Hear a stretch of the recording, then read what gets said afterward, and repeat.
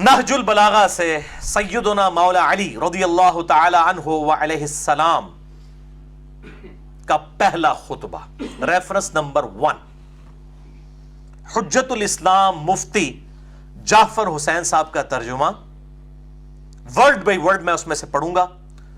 Page number है 384 और खुतबा number है 144 इस नहजुल बलागा में से। ये दोबारा दिखा दीजिए इनको, लाहौर से ये प्रिंट हुई है, मुफ्ती जाफर हुसैन साहब ने इसका तर्जुमा किया है और मैंने अहले तशय्युअ उलमा से पूछा, उनका सबसे ऑथेंटिक तर्जुमा यही है जिसको ऑन किया जाता है, इनसे बड़ा कोई आलिम दीन नहीं है उनका। तो इसी में से वर्ड बाय वर्ड मैं पढ़ूंगा, लफ्ज बल लफ्ज, कोई अल्फाज अपनी तरफ से नहीं इंशाअल्लाह ताला। तो पहला खुतबा है पेज नंबर 384, खुतबा नंबर 144, आयतुल इस्तिखलाफ सूरह नूर की आयत नंबर 55, जिसके कॉन्टेक्स्ट में आज हम डिस्कशन कर रहे हैं। पर्टिकुलरली मौला अली अलैहिस्सलाम ने भी इसी आयत को खिलाफत राशिदा की दलील बनाया है नहजुल बलागा के अंदर। वो खुतबा सुनिए वर्ड बाय वर्ड। इस खुतबे की हेडिंग है वक़द इस्तशारहु उमर इब्नुल खत्ताब फी शुखूस लिल क़ितालिल फुर्स बिनफ्सिही, कि जब मशवरा मांगा मौला अली अलैहिस्सलाम से मौला उमर अलैहिस्सलाम ने कि वो बनफ्स नफीस फारिस की जंग कादसिया में शिरकत करना चाहते हैं। अमीरुल मोमिनीन थे उस वक्त, दो ही सुपर पावर्स थी, पर्शियन अंपायर, ईरानियन अंपायर और दूसरी रोमन अंपायर। जिस तरीके से आज जो है वो अमेरिकन और रशिया तो अब काफी हद तक कमजोर हो चुका है, इस तरीके से उस वक्त ये दो बड़ी सुपर पावर्स थी। तो जाहिर है कि ये बड़ी घुमसान की जंग होने वाली थी कादसिया।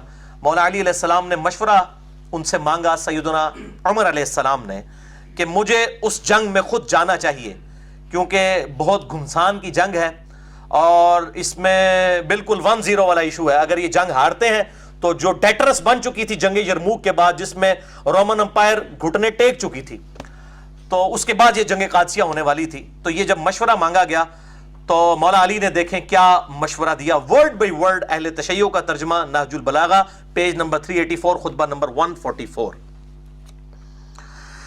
इस अमर में कामयाबी और नाकामी का दारोमदार फौज की कमी बेशी पर नहीं रहा है। यह तो अल्लाह का दीन है जिसे उसने सब दीनों पर गालिब रखा है, और उसका लश्कर है जिसे उसने तैयार किया है, और उसकी ऐसी नुसरत की है कि वो बढ़कर अपनी मौजूदा हद तक पहुंच गया है और फैलकर अपने मौजूदा फैलाव पर आ गया है।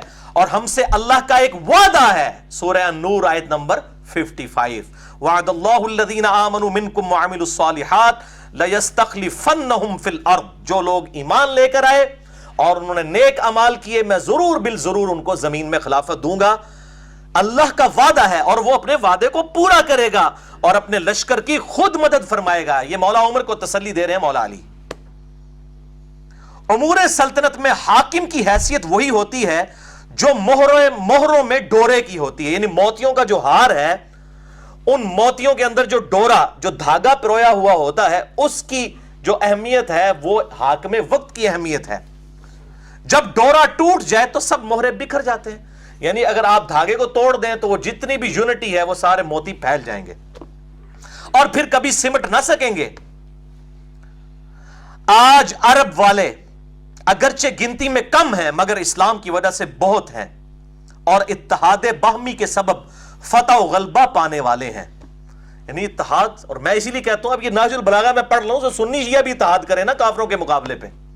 ये मौला अली के खुतबात जो हैं, आप अपने मुकाम पर खूंटी की तरह जमे रहे, यानी आपको पता ना खूंटी होती है ना, उसके साथ सारे मामलात चलते हैं, उसके साथ ही चीजों को बांधा जाता है। मजबूती बांधी हुई चीज की उसी खूंटी के ऊपर डिपेंड करती है।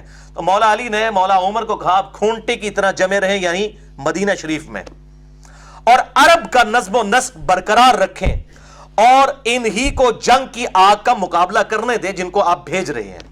इसलिए कि अगर आपने इस सरजमीन अरब को छोड़ा तो अरब इतराफ से आप पर टूट पड़ेंगे, यहां तक कि आपको अपने सामने के हालात से ज्यादा उन मुकामात की फिक्र हो जाएगी जिन्हें आपने पसे पुश्त गैर महफूज छोड़ रखा है।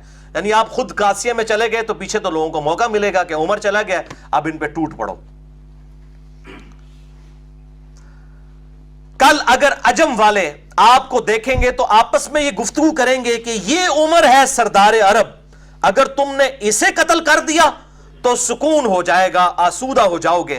تو اس کی وجہ سے ان کی حرص اور طمع آپ کے قتل کرنے پر ان کو آمادہ کر دے گی.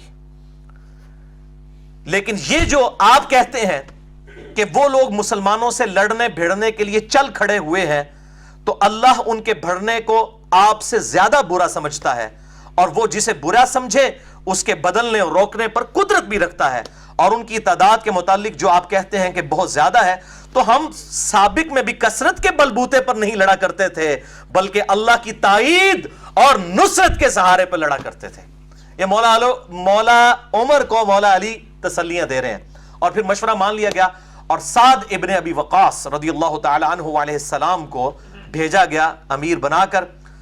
4 دن تک جنگ ہوئی، 8,500 مسلمانوں کی قربانیوں کے ساتھ اللہ تعالیٰ نے جنگ قادسیہ میں مسلمانوں کو فتح دی، اور پرشین امپائر ہمیشہ کے لیے ختم ہو گئی.